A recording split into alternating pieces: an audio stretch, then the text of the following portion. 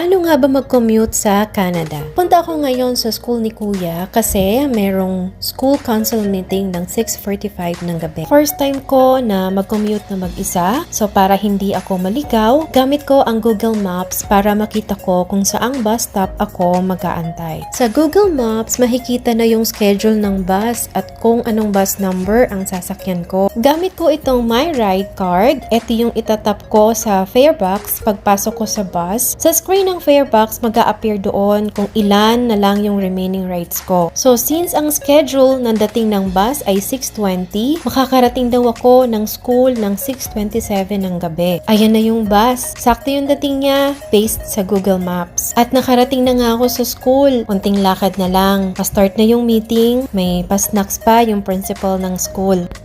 Thank you for watching. Bye!